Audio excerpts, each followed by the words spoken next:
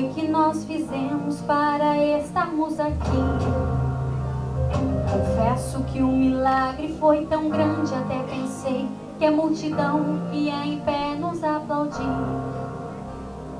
Silas, eu também não sei, até pra conversar estou sentindo dor, mas meu coração está vendo algo diferente, bem maior que a dor. Paulo, estamos na prisão, é triste a situação, não deu pra perceber. A moça por Deus foi liberta e nós estamos presos, não dá pra entender.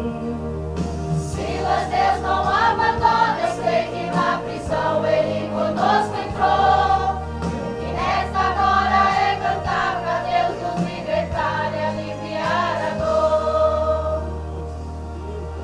A história não revela o hino que Paulo e Silas cantaram na prisão, mas esse hino traz o sentimento deles dois, cantando em meio à provação.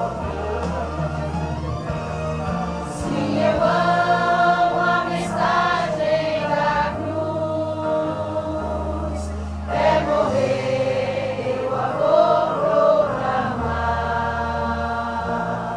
Levarei eu também minha cruz, é por uma coroa trocar. Paulo, eu estou sentindo uma coisa estranha, o chão aqui tremeu. Silas, eu também senti, parece que o louvor moveu a mão.